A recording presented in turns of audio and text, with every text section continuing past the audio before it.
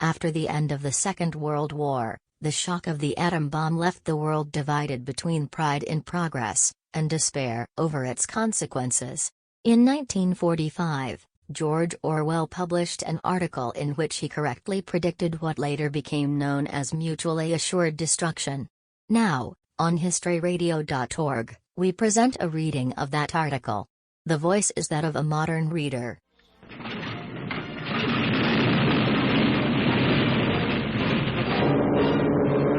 Operation Crossroads has begun.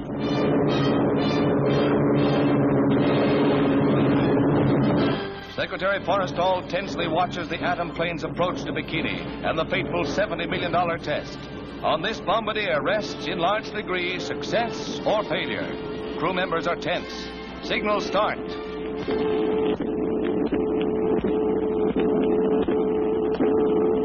Every eye in the observation fleet is trained on Dave's dream.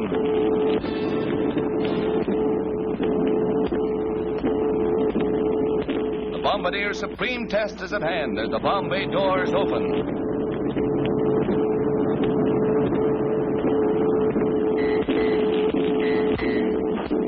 To protect their eyes against the flash which blotted out the morning sun, men are adequately prepared as HR approaches. Even with these goggles, they saw a stab of light as brilliant as lightning, while those without goggles turned their backs and shielded their eyes with their arms. The bomb is away. It's falling.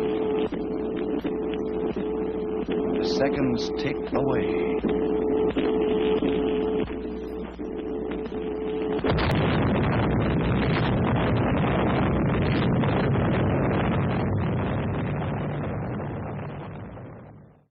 Considering how likely we all are to be blown to pieces by it within the next 5 years, the atomic bomb has not roused so much discussion as might have been expected.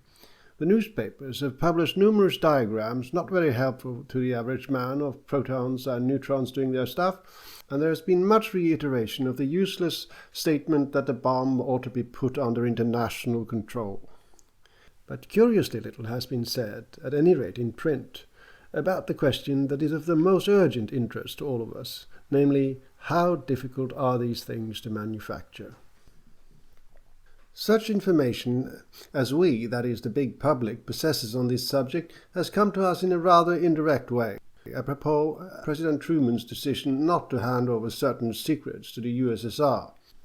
Some months ago, when the bomb was still only a rumor, there was a widespread belief that the splitting of the atom was merely a problem for the physicists, and when they had solved it, a new and devastating weapon would be within the reach of almost everybody.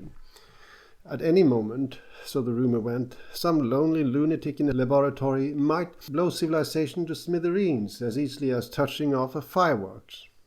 Had that been true, the whole trend of history would have been abruptly altered. The distinction between great states and small states would have been wiped out, and the power of the states over the individual would have been greatly weakened.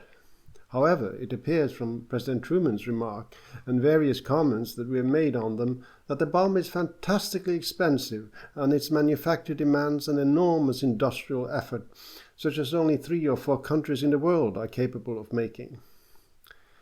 This point is of cardinal importance because it may mean that the discovery of the atom bomb, so far as reversing history, will simply intensify the trends which have been apparent for a dozen years past. It is a commonplace that the history of civilization is largely the history of weapons. In particular, that the connection between the discovery of gunpowder and the overthrow of feudalism by the bourgeoisie has been pointed out over and over again. Although I have no doubt exceptions can be brought forward, I think the following rule would be found generally true. That ages in which the dominant weapon is expensive or difficult to make will tend to be ages of despotism, whereas when the dominant weapon is cheap and simple, the common people have a chance. Thus, for example, tanks, battleships, and bombing planes are inherently tyrannical weapons, while rifles, muskets, longbows, and hand grenades are inherently democratic weapons. A complex weapon makes the stronger, while a simple weapon, so long as there is no answer to it, gives claws to the weak. The great age of democracy and of national self-determination was the age of the musket and the rifle. After the invention of the flintlock and before the invention of the percussion cap, the musket was a fairly efficient weapon, and at the same time so simple that it could be produced almost anywhere.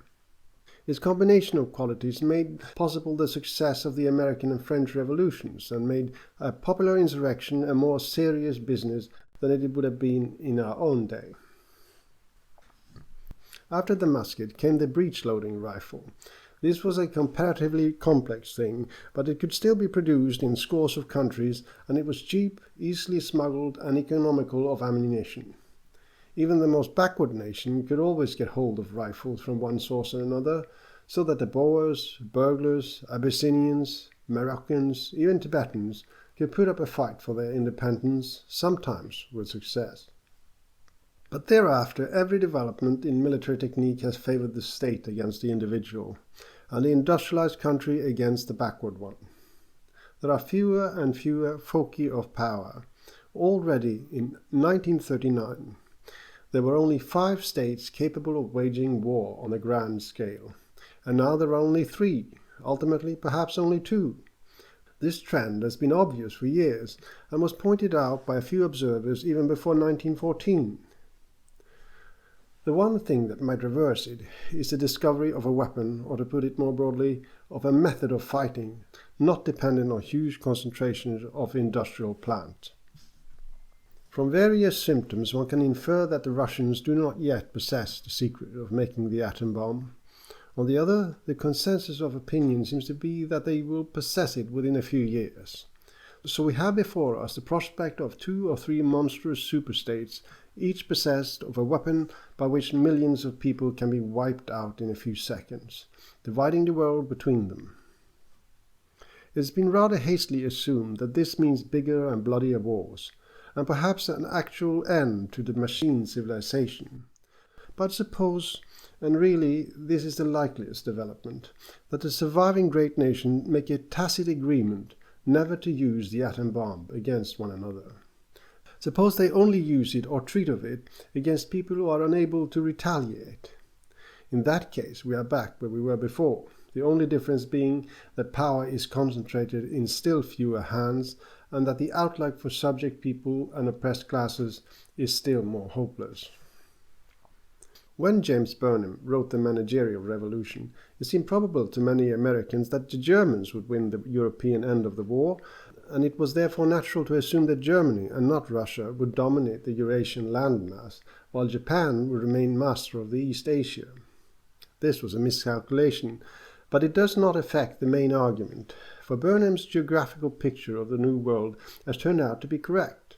More and more obviously, the surface of the earth is being parcelled off into 3 great empires, each self-contained and cut off from contact with the outer world, and each ruled under one disguise or another by a self-elected oligarchy. The haggling as to where these frontiers are to be drawn is still going on, and will continue for some years, and a third of the 3 superstates, East Asia, dominated by China, is still potential rather than actual. But the general drift is unmistakable, and every scientific discovery of recent years has accelerated it. We were once told that the aeroplane had abolished frontiers. Actually, it is only since the aeroplane became a serious weapon that frontiers have become definitely impassable. The radio was once expected to promote international understanding and cooperation. It has turned out to be a means of insulating one nation from another. The atom bomb may complete the process by robbing the exploited classes and peoples of all power to revolt, and at the same time putting the possessors of the bomb on a basis of military equality. Unable to conquer one another, they are likely to continue ruling the world between them, and it is difficult to see how the balance can be upset except by slow and unpredictable demographic changes. For 40 or 50 years past, Mr. H.G. Wells and others have been warning us that man is in danger of destroying himself with his own weapons, leaving the ants of some other gregarious species to take over. Anyone who has seen the ruined cities of Germany will find this notion at least thinkable. Nevertheless, looking at the world as a whole, the drift for many decades has not been towards anarchy, but towards reimposition of slavery. We may be heading not for a general breakdown, but for an epoch as horribly stable as the slave empires of antiquity. James Burnham's theory has been much discussed, but few people have yet considered its ideological implication. That is, the kind of worldview, the kind of beliefs and the social structure that would probably prevail in a state which was at once unconquerable and in a permanent state of Cold War with its neighbors. Had the atomic bomb turned out to be something as cheap and easily manufactured as a bicycle or alarm clock, it might well have plunged us back into barbarism. But it might, on the other hand, have meant the end of national sovereignty and of the highly centralized police state. If, as seems to be the case, it is a rare and costly object, as difficult to produce as a battleship, it is likelier to put an end to large-scale wars at the cost of prolonging indefinitely a peace that is no peace.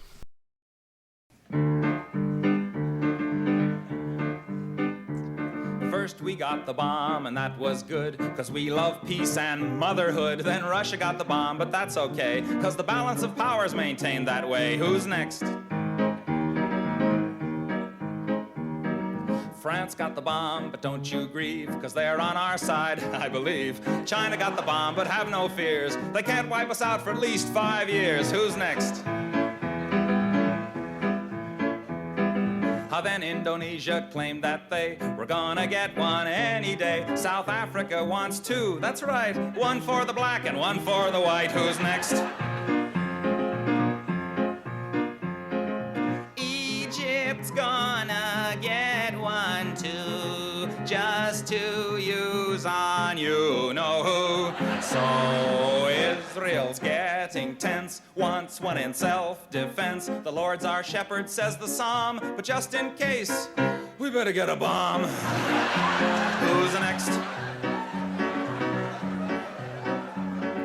Luxembourg is next to go, and who knows, maybe Monaco. We'll try to stay serene and calm when Alabama gets the bomb. Who's next? Who's next? Who's next? Who's next?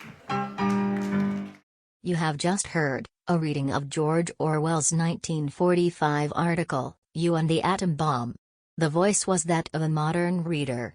The song at the end of the program was Tom Lehrer's Who's Next, from 1965. This is historyradio.org, a free radio stream promoting knowledge of literature and history.